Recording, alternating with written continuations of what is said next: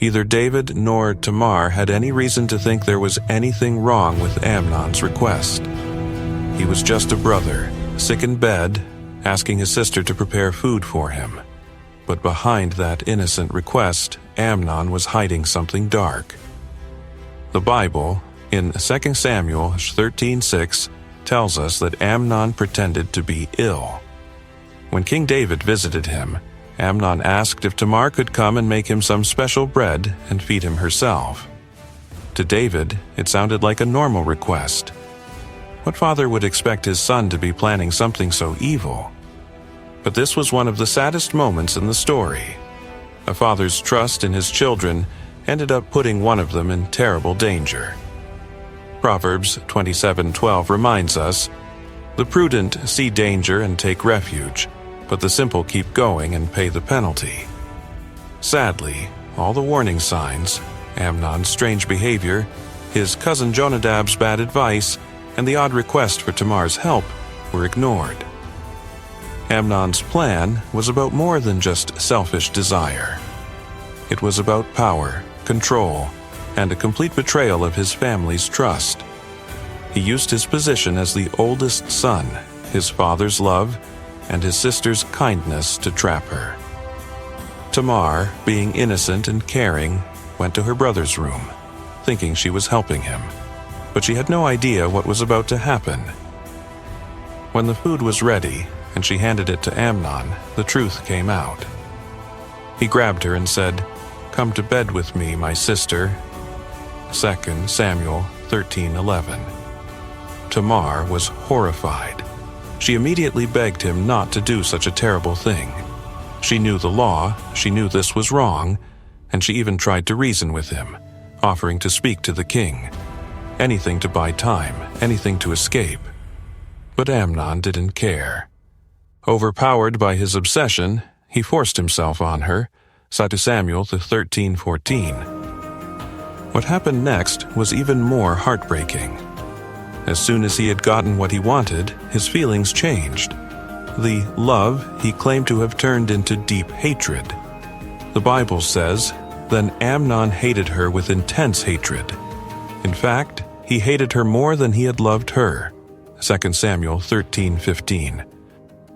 And with cruel coldness, he threw her out, adding public shame to the pain he had already caused. Tamar, broken and humiliated, tore her robe, covered her head in ashes, and left weeping, 2 Samuel 13:19. But the tragedy did not end there. When her father, King David, heard what had happened, the Bible says he was furious, 2 Samuel 13:21. But that was all. He did nothing. He said nothing. Justice never came for Tamar. Some believe David felt trapped by his own past mistakes, especially the guilt from his sin with Bathsheba. Others think he was torn between being a father and being a king. But whatever the reason, his silence spoke louder than any words ever could. His inaction left Tamar alone with her pain and allowed her attacker to walk free. This silence planted another seed, one that would soon grow into more tragedy. Tamar's brother Absalom said nothing to Amnon, but in his heart he was filled with hatred and was quietly planning revenge. 2 Samuel 13:22. 2 years passed, and Absalom finally acted. He invited all his brothers to a feast and made sure Amnon would be there. When the moment was right and Amnon was drunk, Absalom gave the signal. His servants killed Amnon, and the rest of the king's sons fled in fear.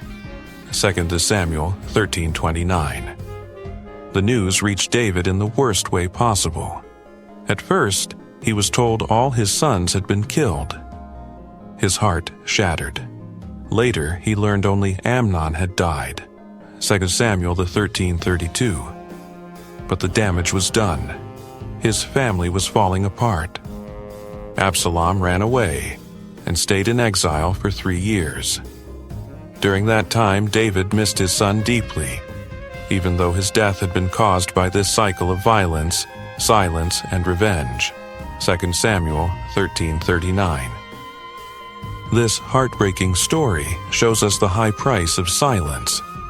David's choice not to act when Tamar was hurt led to more suffering. A daughter left in grief, a son dead, another son living in exile, and a family torn apart. Even though David was a brave warrior and wise king, he failed when his family needed him the most. He ignored warning signs, stayed silent when justice was needed, and let his past mistakes stop him from doing the right thing. His silence taught a painful lesson. When those with power and responsibility stay quiet in the face of wrongdoing, the damage spreads, sometimes for generations. Today, this ancient story still speaks to us. It reminds us how important it is for parents, leaders, and loved ones to act when something is wrong. Staying silent helps no one. Ignoring the warning signs can turn small problems into deep wounds that last a lifetime. So, what can we do to protect our families? Stay alert. Be present in your loved ones' lives. Notice changes. Ask questions. Show interest. Act quickly when something is wrong.